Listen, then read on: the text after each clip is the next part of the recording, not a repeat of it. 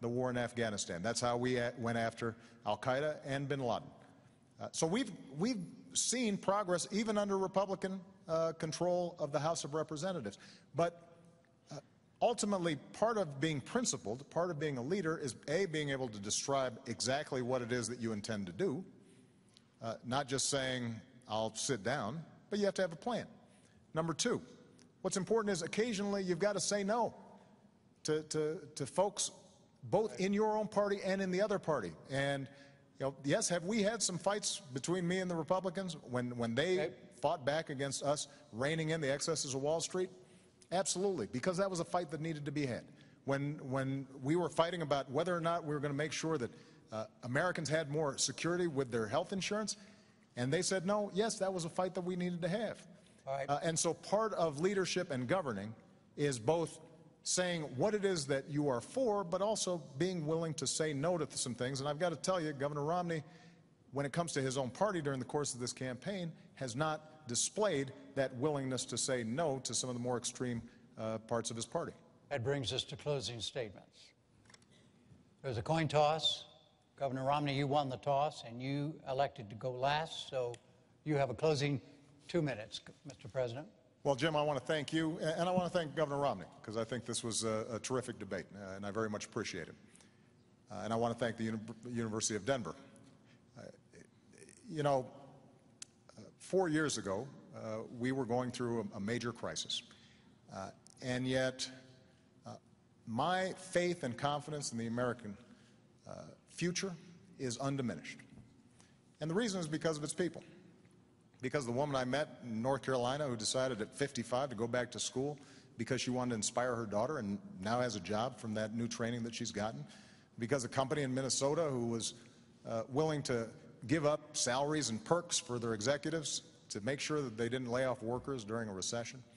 The auto workers that you meet in Toledo or Detroit take such pride in building the best cars in the world, not just because of a paycheck, but because it gives them that sense of pride that they're helping to build America.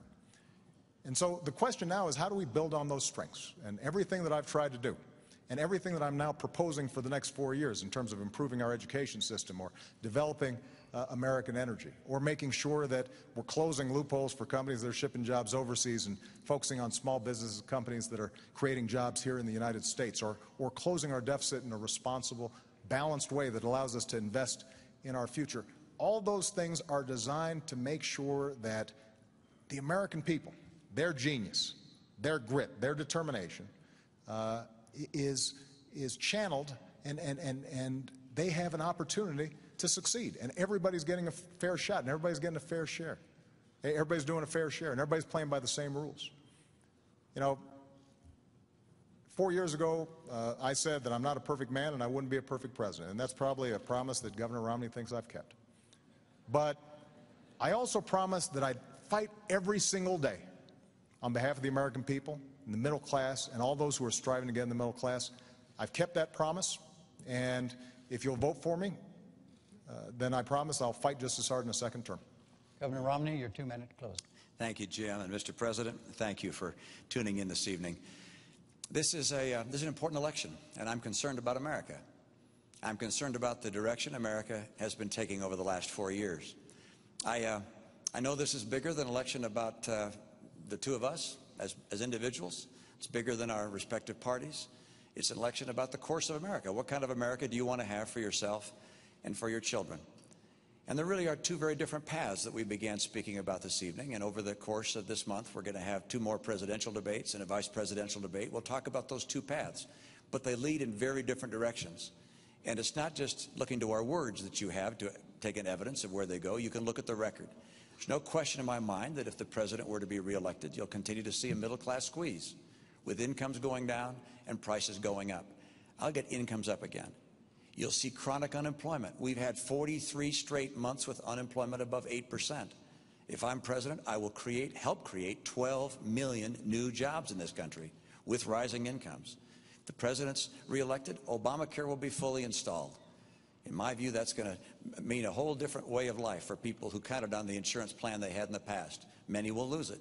You're going to see health premiums go up by some $2,500 per family. If I'm elected, we won't have Obamacare. We'll put in place the kind of principles that I've put in place in my own state and allow each state to craft their own programs to get people insured, and we'll focus on getting the cost of health care down. If the president were to be reelected, you're going to see a $716 billion cut to Medicare. You'll have 4 million people who will lose Medicare Advantage. You'll have hospitals and providers that will no longer accept Medicare patients. I'll restore that $716 billion to Medicare. And finally, military. The president's reelected, you'll see dramatic cuts to our military. The Secretary of Defense has said these would be even devastating. I will not cut our commitment to our military. I will keep America strong and get America's middle class working again. Thank you, Jim. Thank you, Governor. Thank you, Mr. President. The next debate will be the vice presidential event on Thursday, October 11th at Center College in Danville, Kentucky. For now, from the University of Denver, I'm Jim Lara. Thank you and good night.